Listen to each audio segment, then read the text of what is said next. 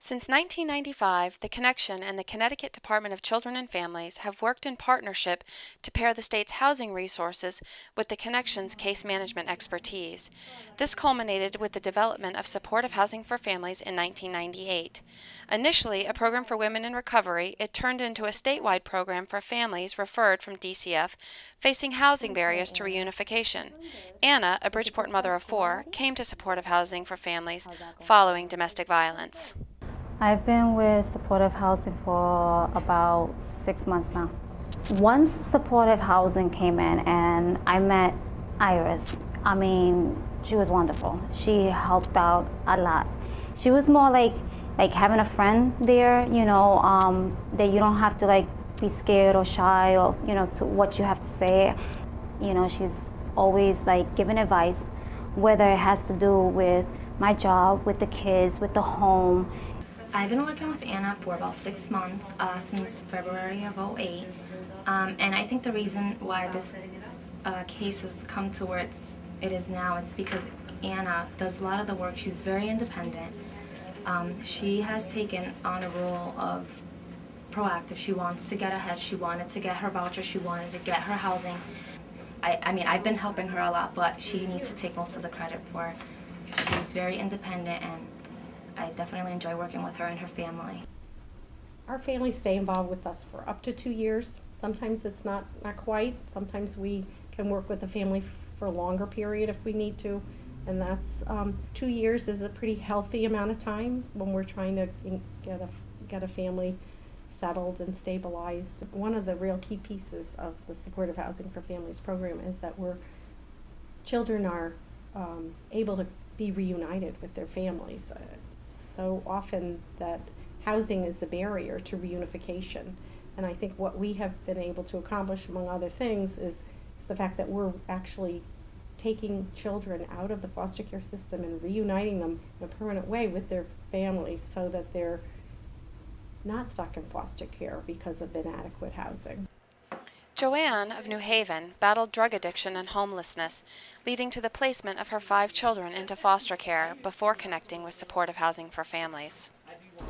I believe this program was the key, as far as myself and my children, because the wreckage of my life before, it just left where there was no housing available to me. I didn't have the means to get housing.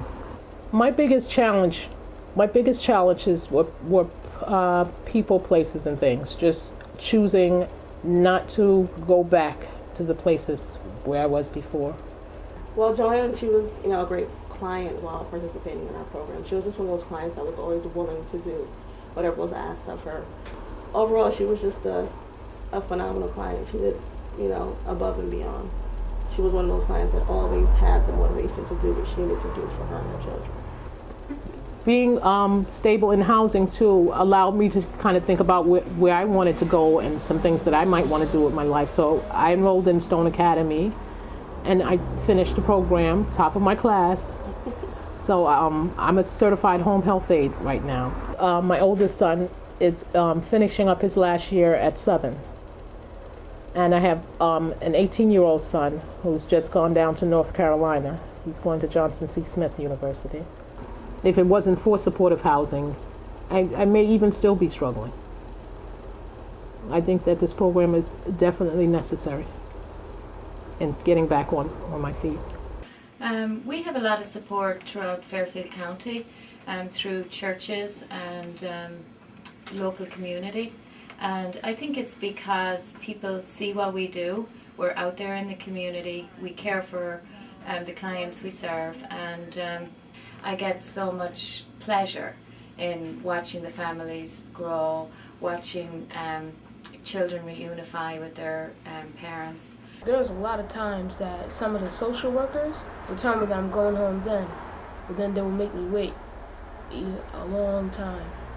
And then they will tell me that I'm going home another time, and I don't go home. And when they finally told me I was going home for sure, I was so happy.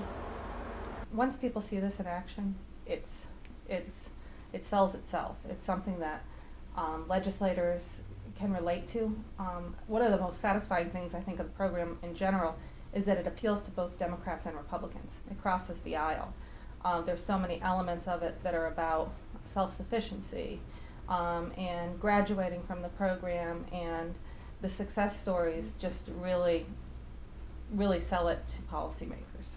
We really have developed in our 10 years great relationships with landlords. We're able to find really good housing. Yesterday I was in the Bridgeport office and I came in for another meeting, and there was a man sitting in the waiting room, and he was a landlord. I thought he was there for the meeting that I was going to, but he was there. He had just come back to our office. He had successfully housed some families with us previously, and he wanted to let us know that there were apartments available, that he had 2 more apartments that had come online, and he wanted us, our program, to have our families to have the first crack at those apartments. So, you know, we've really developed a relationship out there with landlords and in the community.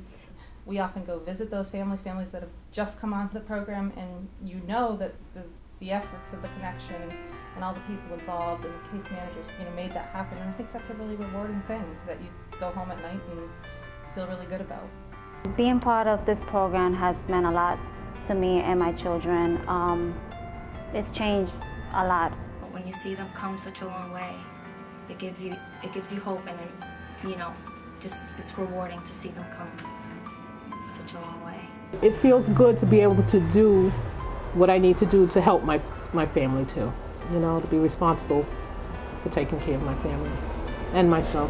For more than a decade, supportive housing for families has served as a catalyst to help individuals regain their independence and dignity and reclaim their families.